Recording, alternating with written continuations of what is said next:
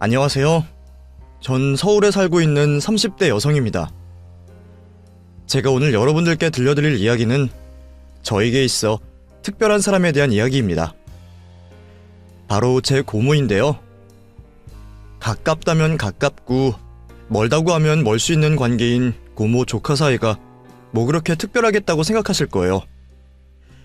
하지만 저희 고모는 제가 이 세상을 살아갈 수 있게 해주는 원동력이자 언제든 믿고 기댈 수 있는 큰 나무 같은 분이십니다. 오늘 그런 고모 덕분에 해결했던 일을 설명해 드릴까 해요. 남들에게는 처음으로 이야기하는 거라 재미있게 잘 적을 수 있을지 걱정되는데 최선을 다해 적어보도록 하겠습니다. 어렸을 때 저는 형편이 어렵지만 어느 가정과 비교해도 부럽지 않을 만큼 행복한 가정에서 나고 자랐습니다. 웃음이 끊이지 않던 저희 집은 아버지와 어머니 그리고 저까지 세 식구가 살고 있었죠. 거리에서 노점 장사를 하시던 부모님께서는 없는 형편이셨지만 저에게만큼은 무엇이든지 해주려고 하셨던 분들이셨어요. 그런 이유로 밤낮 없이 일을 하시곤 했습니다. 평소에는 제 유치원 시간에 맞춰 교대로 일을 하셨지만 큰돈이 들어오는 공휴일에는 저를 근처에 살고 있는 고모에게 맡기고 두 분이 같이 일을 나가셨죠. 크리스마스였던 그날도 큰 매상을 올릴 수 있는 날이었기 때문에 부모님께서는 저를 고모 댁에 맡기고 일터로 나가려고 하셨어요. 또 평소 공휴일마다 같이 놀아주지 못하는 걸 미안해하시던 부모님은 고모가 크리스마스를 맞아 아이들을 데리고 놀이공원을 간다고 하니 더 저를 고모에게 맡기고 싶으셨던 것 같아요. 전 놀이동산을 간다는 말에 신이 나서 고모 집으로 향했고요. 이후 정신없이 놀이동산을 즐기고 고모 집으로 돌아온 저는 부모님께 오늘 있었던 일을 설명해 주려고 기대에 차 있었습니다. 그런데 집으로 걸려온 전화를 받은 고모가 저를 안고 눈물을 흘리셨죠. 아무 말도 하지 않고 눈물을 보이시는 고모를 보며 전 느낄 수 있었습니다. 저희 부모님께 큰일이 생겼다는 걸요. 장사를 마치시고 노점을 정리하시고 계시던 부모님께서 음주운전 차량에 치이셨고 그 자리에서 사망을 하셨다고 했죠. 그렇게 부모님을 잃게 된 저는 고모의 손에 자라게 되었어요. 어린 나이 부모님을 잃은 저를 무척이나 안타까워하시던 고모부와 고모는 부모님을 잃은 슬픔을 잘 극복할 수 있도록 도움을 주시려고 했죠. 정말 세심한 것 하나하나 신경 써주셨습니다. 하지만 그런 두 분의 관심과 배려에도 저 스스로 눈치가 보였어요. 혹시 잘못을 하면 이 집에서 쫓겨나지 않을까 하고요. 발소리 내는 것도 조심스러워하고 잔뜩 불안해하며 고모의 집에서 생활을 했죠. 그런 불안감이 잠꼬대를 하며 표출이 되었는지 고모가 제 마음을 알아차리셨습니다. 두 분께서는 제 마음속 깊은 곳에 있는 불안감을 지워주시기 위해 노력을 하셨어요. 또 눈물을 보이시면서 이곳이 제가 영원히 같이 지내게 될 가족과 집이라며 안심을 시켜주셨죠. 더 이상 고모부와 고모라고 생각하지 말라고 했습니다. 저만 편하다면 아빠 엄마로 불러도 좋다고 하셨죠. 그날의 대화로 인해 두 분의 진심을 알 수 있었던 저는 마음을 놓고 사촌동생들과 잘 지내며 자라게 되었습니다. 부유한 고모부의 경제적 상황으로 인해 공부에 대한 전폭적인 지원을 받을 수 있었던 저는 틈틈이 사촌동생을 가르치며 제 성적 관리도 잘해나갔고 우수한 수능 성적으로 지방의 국립대에 붙을 수 있었습니다. 한 대기업과 연계가 잘 되어 있다는 것이 대학을 선택한 이유이기도 했지만 국립대라는 이유도 있었어요. 이제껏 고모부와 고모에게 받은 도움들에 대해 감사함을 느끼던 저는 성인이 되어서는 저 스스로 생활을 해보고자 했죠. 등록금 비용이 저렴하기도 했고 제 가족 사정에 맞게 나오는 등록금도 있었습니다. 자취와 생활비에 필요한 돈만 벌면 되었죠. 그런데 타지에서 학교를 다니며 일을 하는 제가 고모부와 고모에게는 걱정이 되었나 봅니다. 성인이 된 저를 물가에 내놓은 아이 마냥 매번 걱정을 해주셨죠. 그래서 더 밝게 뭐든 잘하며 살았던 것 같습니다. 제가 행복해야 하늘에 계신 부모님을 포함해 고모부와 고모도 안심하실 거라고 생각해서요. 그렇게 대학 4년을 마치고 서울에 있는 회사로 취직을 하게 되었던 저는 다시 고모부 댁으로 들어가게 되었죠. 그렇게 다시 온 가족이 모여 행복할 것만 같았던 우리 5 식구의 시간은 어느 날 찾아온 고모부의 병환으로 인해 금방 끊기게 되었습니다. 고모와 제가 정성 어린 간병을 했지만 병만은 결국 고모부를 데리고 갔죠. 과거 저의 힘든 시간을 견딜 수 있게 도와준 고모와 사촌 동생들에게 이번에는 제가 도움이 될 차례였습니다. 회사를 다니며 가족들의 어두운 감정을 지워보려 많은 노력을 했죠. 다행히 고모와 사촌 동생은 금방 자리를 털고 일어섰고 다시금 행복한 가정의 모습으로 돌아가게 되었죠. 그때쯤 저도 연애를 하게 되었습니다. 같은 회사를 다니던 남자였어요. 업무 관련으로 자주 만나보니 어느새 제 마음속에 들어와 있었죠. 순진하고 착한 매력이 있던 남자에게 끌렸던 저는 먼저 고백을 하게 되었고 우리는 연애를 시작하게 되었습니다.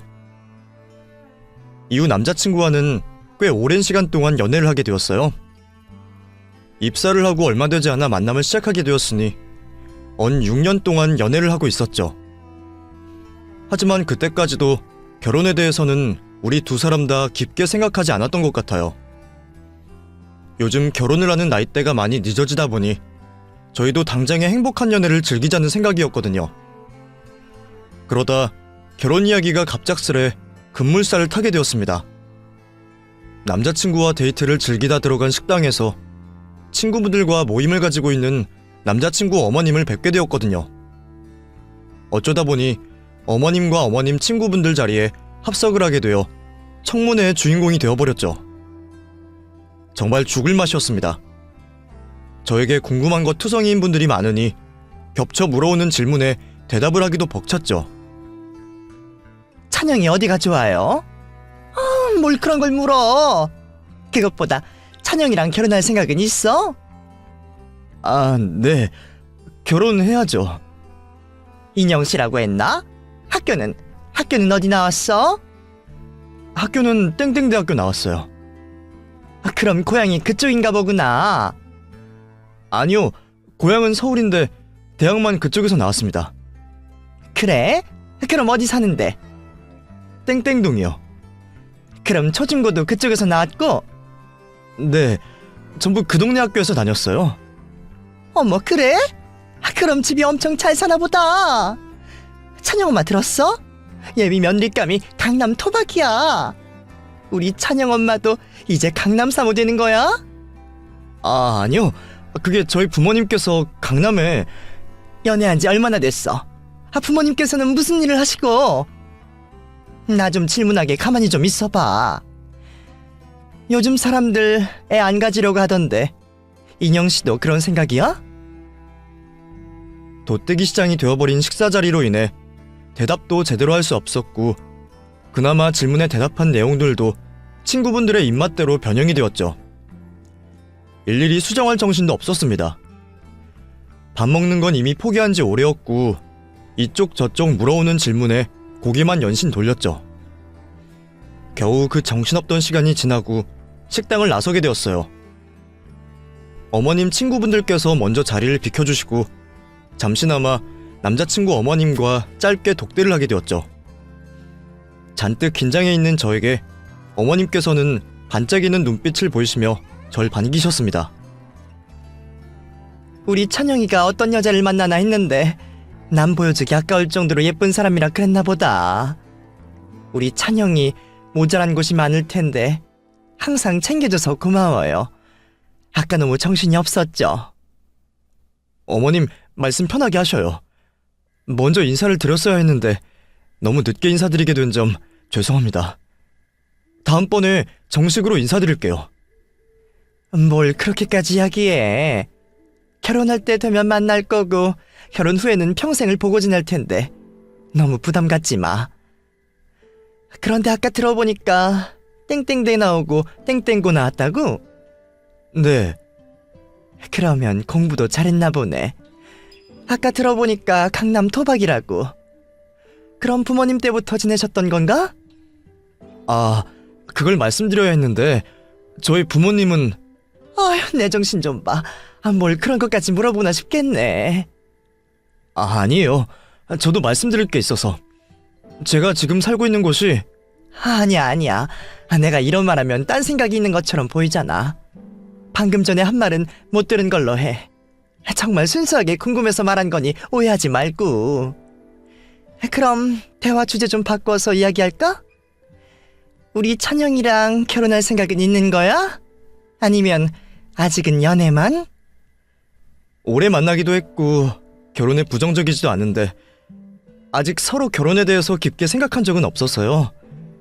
이대로 만나다 보면 당연히 결혼을 하겠지 정도로 저희 두 사람 다 생각을 하고 있는 것 같아요. 나는 인영이를 보기 전까지만 해도 우리 아들 품고 있을까 했는데 오늘 본 인영이가 너무 마음에 드는 것 있지? 얼굴도 너무 예쁘고 생각하는 것도 바른 것 같아서 갑자기 며느리 삼고 싶다는 생각이 확 드네. 그렇다고 세상 일이 내 마음대로 되나? 거기다 자식들 일은 더더욱 그렇고. 모쪼록 우리 찬영이랑 예쁘게 잘 만나.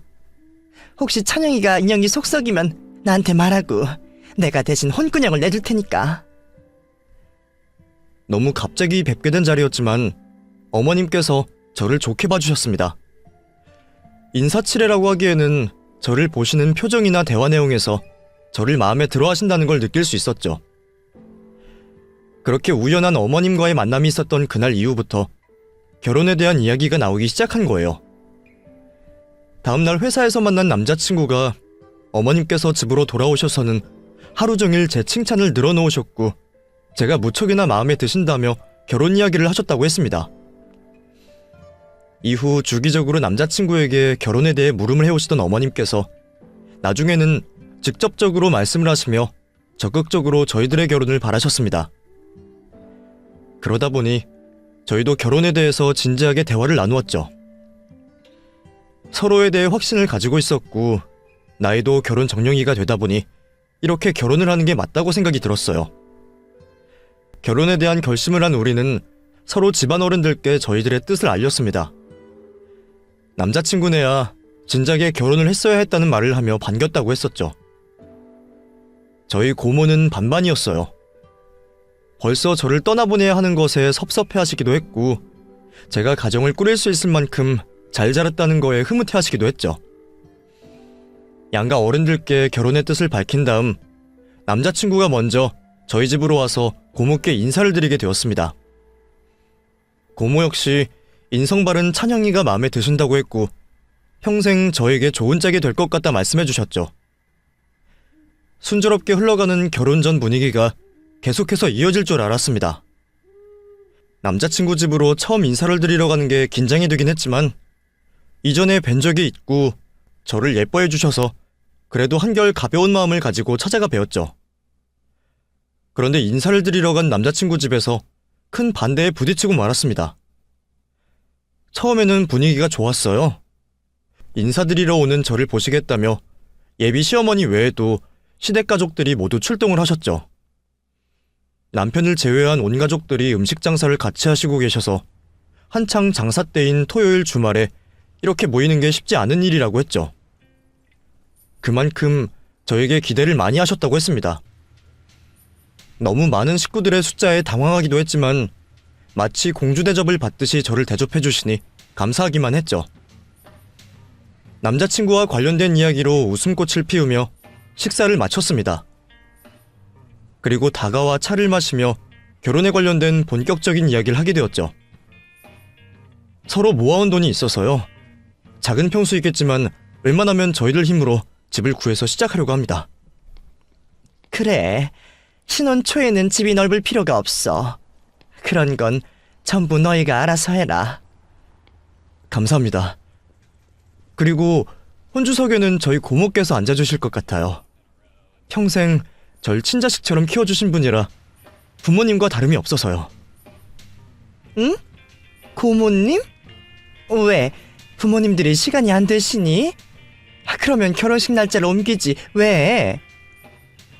어머님을 처음 배웠던 날 오해를 하시는 걸 정정하지 못한 제 잘못도 있었지만 남자친구가 먼저 설명을 해놓겠다고 해서 제 상황을 아시는 줄로만 알았어요.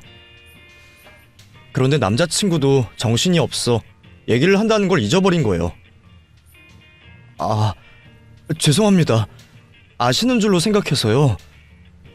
사실 부모님께서 제가 어렸을 때 돌아가시고 지금까지 고모 밑에서 자라왔어요. 잠깐만. 그러면 고모님이 혼자이시니? 다른 가족분들은 없어? 아니요. 고모부는 몇 년 전에 병으로 돌아가셨고요. 두 분 슬하에 자식이 2사람 있습니다. 저에게 사촌동생들 되고요. 아니, 너희 둘 다 그런 말은 안 했잖니? 그러면 부모님께서 어쩌다 돌아가신 거야? 따로 은영이 몫으로 재산을 남겨두시긴 했고? 어릴 적 저희 형편이 넉넉하진 않아서요. 두 분께서 노점 장사를 하셨는데 음주운전 차량에 사고를 당하셔서 한날 1시에 돌아가셨어요. 뭐? 제 사정을 들은 예비 시모와 시댁 가족들은 하나같이 얼굴 표정이 찌그러지기 시작했습니다. 결혼을 하는 데 있어 제 사정이 걸림돌이 될 거란 건 알았지만 찬영이네 식구들은 다룰 줄 알았어요. 그래서 그분들이 드러내는 모습에 당혹스러웠죠. 그러니까 정리하자면 노점 하시던 부모님께서 남겨주신 것 하나 없이 돌아가셨고 그날부터 고모네 집에 얹혀 살았다는 거구나. 고아의 빈털떨이라는 소리네. 고모라는 사람도 재산을 물려줘야 하는 자식이 둘이나 있고. 어머니, 지금 무슨 말씀을 하시는 거예요? 찬영이 넌 가만히 있어. 애초에 네가 이 아이에 대한 사실을 전부 말했으면 생기지도 않았을 일이야. 저는 우리 은영이에서 이 아이로 한순간에 변해 있었습니다. 저를 지칭하는 단어만으로 어떤 생각을 가지고 계신지 알 수 있었죠. 살다 보니까 정말 어이가 없네. 요즘에는 부모 없는 게 아무 일도 아닌 거니? 이렇게 중요한 이야기를 쏙 빼놓고 결혼하겠다고 허락을 받으러 와. 이거 내가 끝까지 몰랐다가 식장에서 알았으면 어쩔 뻔했어. 너는 네 고모한테 그런 식으로 가정교육을 배웠니? 아니면 부모 없다고 네 고모도 널 대충 키웠어? 어쩐지 왜 그렇게 대학을 멀리 갔나 했더니 성인이 된 애를 떼어놓으려고 보낸 거였네. 그만하자. 난 너 같은 아이 덮을 일 없으니까. 어머님, 뭔가 오해를 하신 것 같은데 저 고모네 가정에서 사랑 많이 받고 자랐어요. 먼저 제 사정을 말씀 못 드린 건 제 불찰이고 죄송합니다만 어머님이 생각하시는 것처럼 불우한 환경에서 자라지 않았습니다. 예, 조용히 해. 넌 어른 어려운 줄도 모르니? 보기 싫다면 싫은 줄 알고 나갈 것이지 어디 우리 집에 딸이를 틀려고 해. 부모도 없는 게 어딜 내 아들을. 너 주제 좀 알고 넘볼 거 넘봐. 가진 것도 없는 애가 부모도 없으면 비슷비슷한 거 찾아야지. 어디서 순진한 우리 아들을 꼬셔. 어머님, 말씀이 좀 심하신 것 같습니다. 제가 말씀 못 드린 건 잘못한 일이지만 이렇게까지 원색적인 비난을 받을 일은 아닌 것 같아요. 부모님이 안 계시지만 그만큼 저에게 사랑을 주셨던 고모부와 고모님이 계셨고요. 찬영 씨를 꼬시려고 접근한 적 없습니다. 서로 좋아해서 만나게 된 거죠. 그리고 이 결혼 사실 어머님께서 더 재촉을 하신 거잖아요. 이게 정말 부모 없이 큰 걸 자랑하려고 왔나? 그래서 지금 내 탓이라도 하겠다는 거야? 내가 내 아들 장가 못 보내겠다는데 무슨 말이 이렇게 많아? 내가 관상 좀 볼 줄 아는데 내 아들 네 옆에 갔다가는 얼마 못 살고 죽어. 딱 보아하니 너 사람 잡아먹는 관상이다. 네 고모부도 병으로 돌아가셨다고 했지? 이것 봐라. 네 부모도 그렇고 네 고모부도 그렇고 다 네가 잡아먹은 거야. 그래서 내 아들 살리기 위해서도 너 같은 애한테 못 보낸다. 안 보내! 그 말에 격분한 남자친구가 화를 냈지만 결국 시댁 가족들에게 제압이 되었고 저는 그곳에 더 있을 수 있는 상황이 아니었습니다. 도망치듯 밖으로 나오게 되었죠. 뒤늦게 저를 쫓아온 남자친구가 절 위로해 주었지만 귀에 들어오지 않았어요. 마치 칼로 찌른 듯이 마음속 깊이 들어온 원색적인 비난으로 인해 시간이 지나도 충격이 가시지 않았죠. 저를 집까지 데려다준 남자친구에게는 잘 가라는 말도 하지 못하고 헤어지게 되었습니다. 억지로 웃음을 지으려고 해도 되지 않을 만큼 힘들었지만 집에서 저를 기다리고 있는 고모에게 오늘 있었던 일을 들킬 수 없었어요. 겨우 미소를 지어가며 힘겹게 잘 다녀왔다라는 거짓말을 하고 방으로 들어오게 되었죠. 침대에 앉아 넋이 나간 사람처럼 멍하니 허공만 바라봤습니다. 그러다 어느 순간 눈물이 참을 수 없을 만큼 흘러나왔어요. 밖에 있는 가족들에게 들킬 수 없었던 저는 소리를 참아가며 울게 되었죠. 이를 몰랐던 고모는 하루 종일 긴장했을 저에게 마사지를 해주신다며 방으로 들어왔고 울고 있는 저를 보시게 되었습니다. 놀란 고모가 저에게 울고 있는 이유에 대해 물어봤지만 걱정을 끼치기 싫었던 저는 대답을 하지 못했죠.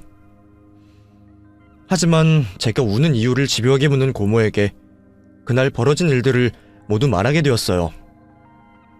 고모에게 모든 사실을 말하게 되었지만 제 기분도 좋지 않았습니다. 고모에게 괜한 걱정과 고민을 안긴 것 같아 제 잘못같이 느껴졌죠.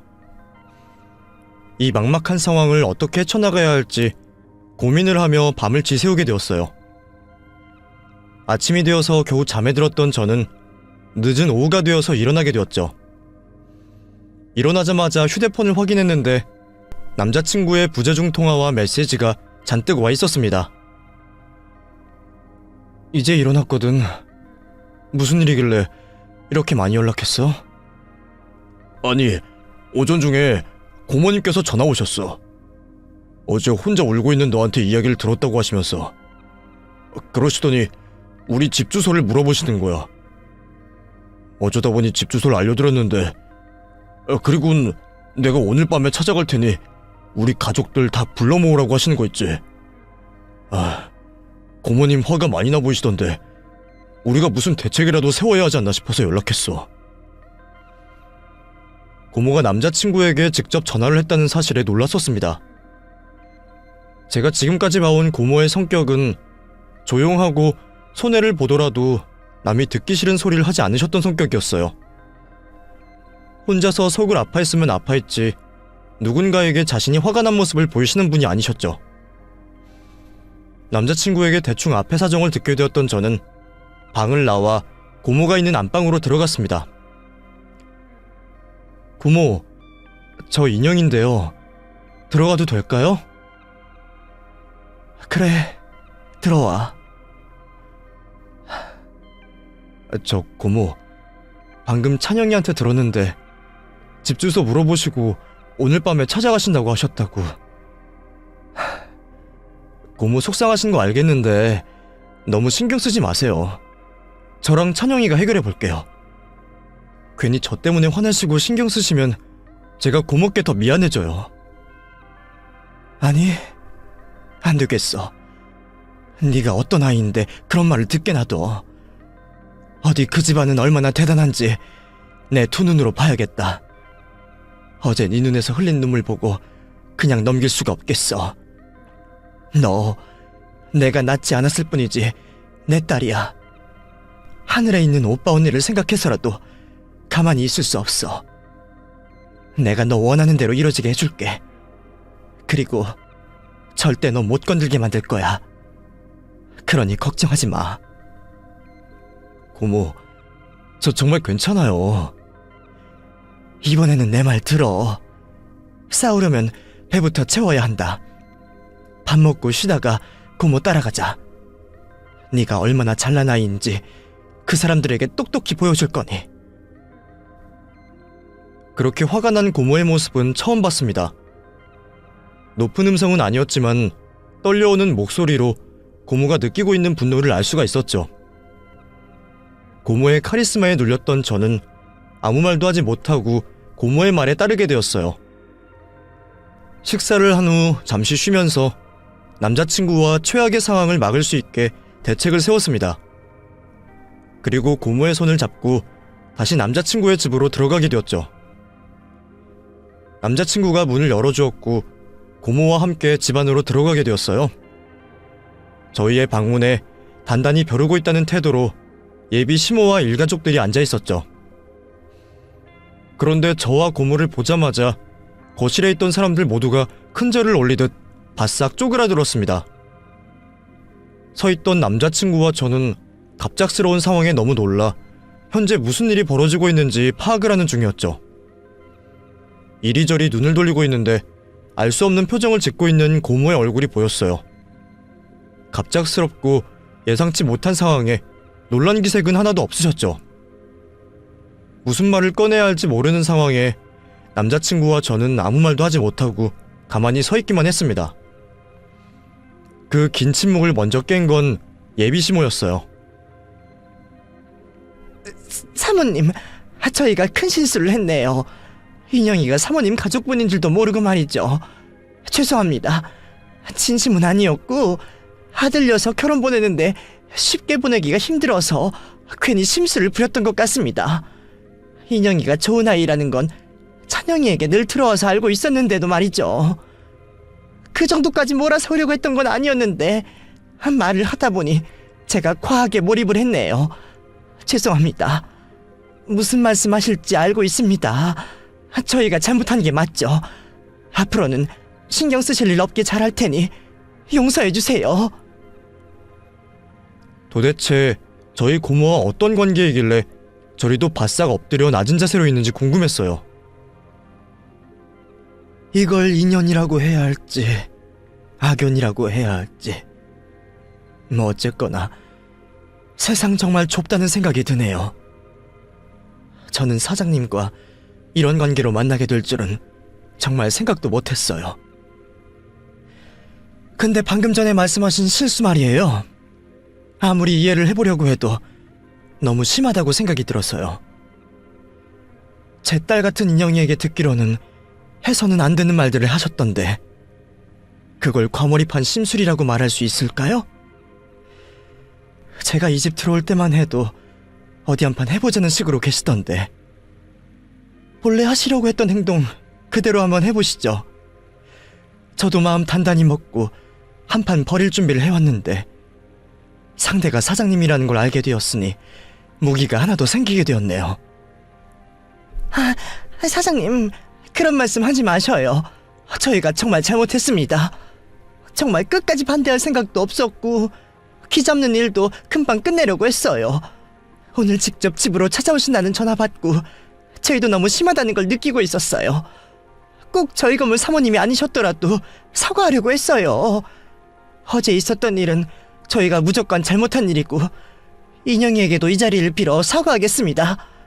이제 가족으로서 새롭게 연을 맺을 사이인데 너무 무섭게 말씀하지 말아주세요. 예비 시모의 말을 듣고 그제서야 고모와 무슨 관계인지 알 수 있었어요. 남자친구의 가족들이 하고 있는 음식점이 저희 고모의 건물이었던 거죠. 건물주와 세입자의 관계였습니다. 하지만 그렇다고 하나 세상에 많고 많은 게 건물들인데 세입자라는 이유만으로 저희 고모에게 저리도 낮은 자세를 보이는 게 이상하게만 느껴졌죠. 하지만 그 의문점도 얼마 되지 않아 고모와 예비 시모가 나누는 대화로 인해 풀리게 되었습니다. 저도 제 건물에서 오랫동안 장사를 하시는 분에게 이런 말 하고 싶지 않습니다.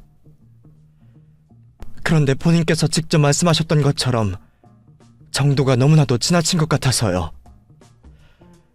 어제 우리 인영이가 사장님께 받은 상처와 수모 제가 대신 좀 갚아줘야 하겠어요. 어제 우리 인영이에게 한 말씀 보니 갑질하시는 걸 좋아하시는 것 같던데 저도 이번 기회에 갑질 한번 해보죠. 그리고 정확히 따지고 보면 건물 관련해서는 갑질이라고 볼 수도 없죠. 지금까지 저희가 편히 봐드리고 배려해드린 게 있는데 안 그래요? 어느 건물주가 20여 년 전 가격으로 월세를 동결해서 받고 있겠습니까? 그것도 상가 건물을 말이죠. 그것뿐이에요? 천재지변이다 인재다 뭔 일 있으면 장사 안 되는 거 걱정해서 저희가 월세 깎아드리거나 나중에 받았죠.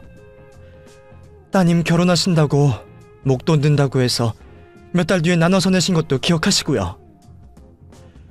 이 정도면 주변 시세보다 더 받아도 될 것 같은데, 저희 남편이 그 건물 매입하기 전부터 계시던 분이라고 해서 일부러 월세 올리지 않았습니다. 그러다 저희 남편이 세상을 떠나고 나서도 제가 월세 인상 없이 두고 있었고요. 부동산 가면 사장님들에게 땅 파서 자선 사업하냐는 말 몇 번이나 들었어요. 그래도 갑자기 올리기가 좀 그래서 놔두고 있었는데, 이런 상황이면 말이 달라지죠. 어떻게든 버티시겠다고 해도 제가 꼭 올린 월세로 받아야 하겠습니다. 설령 건물을 철거하고 새로 짓는 한이 있어도 말이죠. 나중에 고모에게서 더 정확하게 듣게 된 이야기로는 남자친구 부모님께서 그 건물이 지어지고 처음 들어온 세입자라고 했습니다. 한자리에서 오랫동안 장사를 해오신 탓에 저희 고모부가 건물을 매입하고도 월세를 올리지 못했다고 해요. 두 분 모두 사람을 앞에다 두고 모진 말을 못하시는 분이기도 했고, 다른 건물에서도 들어오는 월세가 있다 보니 구태여 월세를 올리자는 말을 하지 못하신 거죠. 다음 세입자가 들어오면 시세에 맞춰받을 생각이 있었지만 남자친구 부모님께서도 그만한 평수에 그 정도 월세를 받는 건물이 없다는 걸 알고 계속 오랫동안 장사를 해오셨던 거예요. 고모부가 돌아가신 후 고모께서 관리를 하고 나서도 마찬가지로 이전 월세 가격 그대로 받아오셨다고 했습니다. 남자친구 부모님께서 항상 고모부와 고모를 뵐 때마다 넉넉한 웃음을 짓고 계셔서 좋은 분들이라고 생각했는데 그럴 줄은 몰랐다고 하셨죠. 그건 예비 시모와 가족들도 마찬가지였을 거예요. 자신들이 운영하고 있는 음식점의 건물주가 저희 고모라는 건 꿈에도 생각지 못했겠죠. 고모가 어떻게든 자신의 건물에서 더는 장사를 못하도록 한다고 말을 하자 예비 시모와 가족들은 다급해졌습니다. 전보다 더 애가 타는 목소리로 고모에게 잘못을 빌어왔죠. 사모님, 그럼 저희가 어떻게 해야 마음이 풀리시겠습니까? 사모님께서 뭐든 하라는 대로 다 하겠습니다. 인영이에게 평생 사죄하는 마음으로 살려면 살겠고, 시댁일에 관여하지 말라고 하셔도 그러겠습니다. 저희 가족들이 괘씸하고 미우시겠지만 여기 이 두 아이들을 봐서라도 저희 좀 용서해 주세요. 앞으로 사모님이나 인영이 마음에 거슬리지 않게 하겠습니다. 네? 이제 와서 그렇게 말씀하시면 믿음이 가겠어요?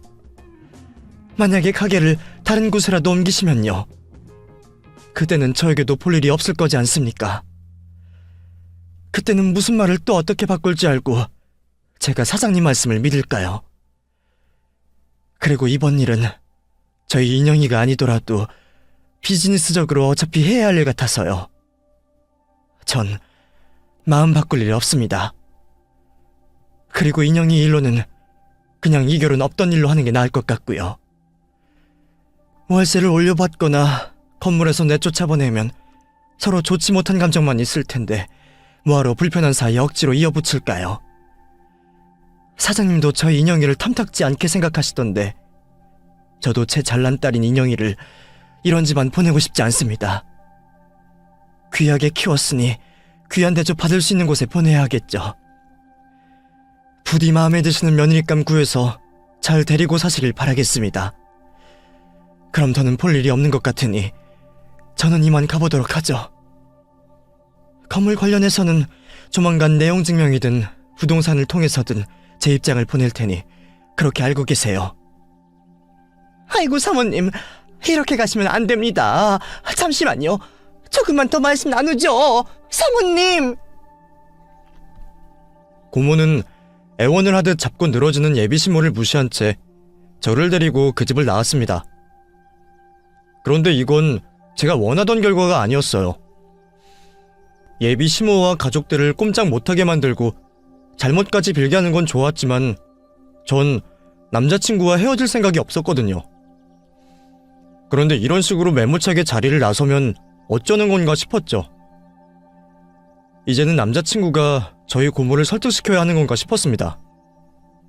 점점 멀어지는 듯한 결혼에 힘이 쭉 빠져버렸죠. 그때 고모가 저에게 말을 걸어왔어요. 괜찮아. 별일 없을 거니까 너무 걱정하지 마.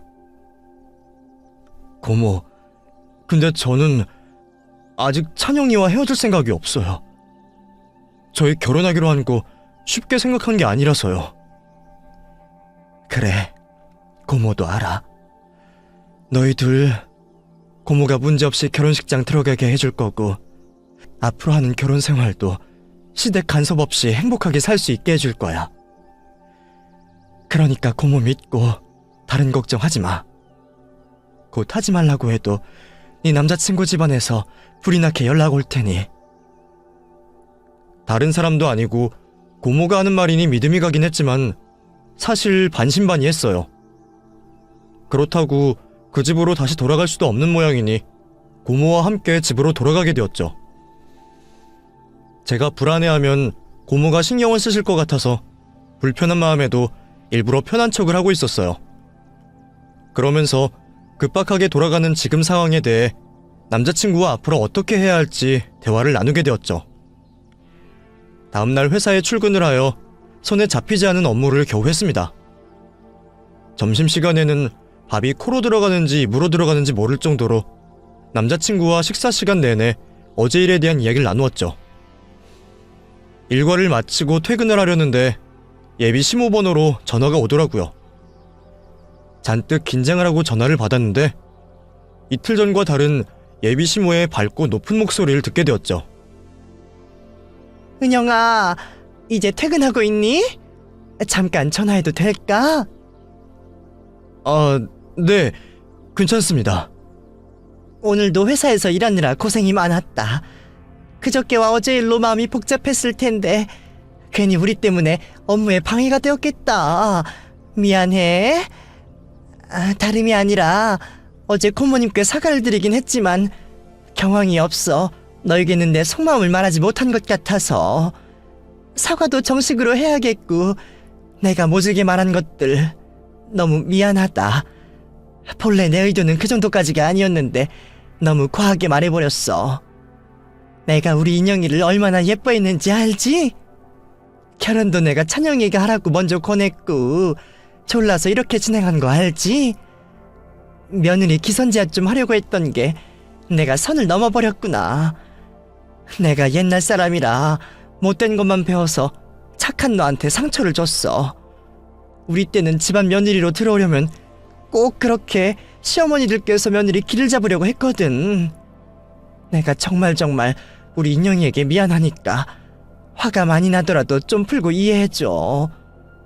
고모님께 말씀 좀 잘 드려주고. 결혼은 고모님과 우리 인영이 마음이 풀리고 나서 다시 진행해도 되니까 우선 상처받은 네 마음 아무는 걸 우선으로 하자. 혹시 내 사과가 부족한 게 있다면 네가 이렇게 사과를 해줬으면 싶겠다는 말을 해줘. 그러면 내가 다시 정리해서 사과하마. 예비 시모에게 이런 말을 듣게 될 날이 올 줄은 몰랐습니다. 토요일까지만 해도 저를 남자친구 곁에서 못 쫓아내어 안달이셨던 분이 제 눈치를 보면서 행동하는 게 너무 이질적으로 느껴졌죠. 전화통화를 끊으면서까지 제 걱정을 해주는 예비 시모의 통화를 끊고 남자친구에게 방금 전 있었던 일을 말하게 되었어요. 남자친구도 제 이야기를 듣고는 놀랄 수밖에 없었습니다. 이후 예비 시모는 저와 고모에게 사과를 하기 위해 몇 번이고 전화를 하고 찾아왔죠. 사람이 이렇게 짧은 시간에 여러 번 바뀔 수 있다는 걸 그때 처음 알았어요. 민망할 정도로 여러 번 사과하는 예비 시모를 바로 받아들이진 않았습니다. 예비 시모가 하는 사과에 진심이 없을 수도 있다는 게 망설인 이유이기도 했지만 그보다 고모가 이르게 사과를 받아주면 안 된다고 하셨거든요. 그런 사람들 사과 한 번에 받아주면 나중에 종류만 다르지 똑같은 행동 또 한다. 버릇을 고치려면 턱 밑까지 물이 차오르고 있다는 걸 느끼게 해줘서 각인을 시켜야 해. 그래야 앞으로 너에게 무슨 짓을 하려고 생각할 때 멈칫하게 만들고 생각을 접게 만들지. 인영이 너는 찬영이에게 내가 많이 화가 났다는 것만 전하면 돼. 그게 거짓말은 아니잖니? 나는 너만 괜찮다면 이 결혼 무르고 싶어. 그 유아 내가 얼마나 귀하게 키운 딸인데 그런 사람들과 너를 어떻게 어울리게 만드니? 찬영이 걔는 올바르다고 하지만. 고모는 이후 예비 시모가 하는 사과를 계속해서 무시로 일관하시다가 정말 한참이 지나서야 남자친구와 죽고 못 사는 저 때문에 못 이기는 척 사과를 받으셨죠.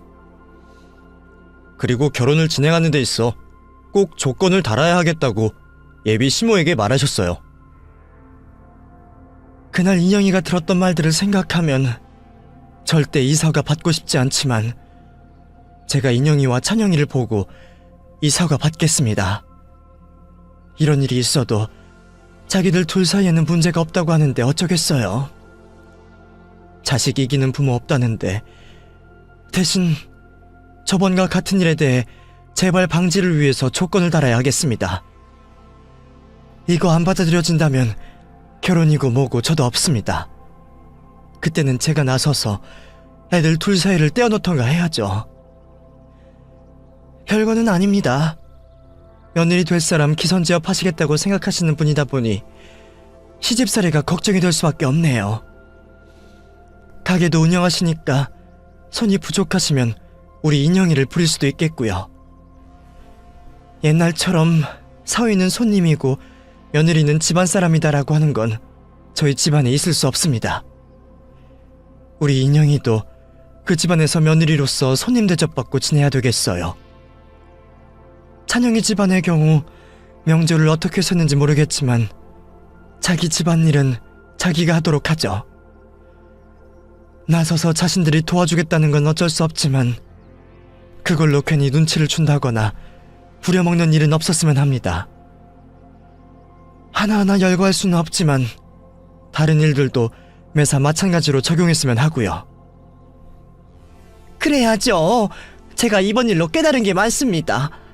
시대가 편한 줄도 모르고 너무 제 시대때를 기준으로 젊은 사람에게 적용을 하려고 했네요. 지금 말하신 것처럼 하겠습니다, 사모님. 아니, 이제는 사돈어른이라고 불러도 될까요? 고모께서 말한 조건들을 이행하겠다고 말한 예비 시모로 인해 멈춰있던 결혼 준비를 다시 진행할 수 있었어요. 예비 시댁 쪽에서 뭐든 저희가 말하는 게 좋다고 하니 결혼 준비를 빠르게 할 수 있었죠. 그렇게 남자친구와 저는 결혼을 하게 되었습니다. 그리고 고모가 전에 확답을 받은 것처럼 며느리라면 대부분이 겪는 시집살이를 단 한 번도 하지 않고 있죠. 지금까지 말이에요. 요즘도 제가 시댁에 가면 오히려 시댁 가족들이 제 눈치를 살피고 있어요. 이제는 좀 편하게 대할 만큼 시간이 흐른 것 같은데 고모의 말처럼 그날의 일로 인해 각인이 되었나 봅니다. 마음만 먹으면 시댁에 가서 늘어지게 쉬고 손에 물 한 방울 안 묻힐 수 있지만 그래도 그럴 수가 있나요? 미우나 고우나 제 남편의 가족들이니까요. 무리를 하진 않지만 그래도 할 건 하면서 지내고 있죠. 현명한 고모 덕분에 남편과 결혼도 하게 되고 시댁에서도 편하게 지내고 있습니다. 이렇게 글로 쓰며 저에게 있었던 일들을 다시 한번 생각하게 되니 고모와 고모부께 새삼스럽게 또 감사함을 느끼게 되네요. 오늘 사연을 보내고 나서는 고모께 다시 한번 감사하다는 말을 하면서 꽉 안아드리려고요. 그리고 하늘나라에 계신 엄마에게는 죄송하지만 평소 고모께 부르고 싶었던 엄마라는 말을 해야겠습니다. 글을 다 쓰고 나니 저에게 의미 있는 시간이 되었던 것 같아요. 이렇게 제 일생을 다시금 되돌아볼 시간이 한 번도 없었던 것 같은데 이런 귀한 경험할 수 있게 만들어주신 채널과 애청자분들께 감사하다는 인사를 마지막으로 이만 글을 마무리하도록 하겠습니다. 감사합니다.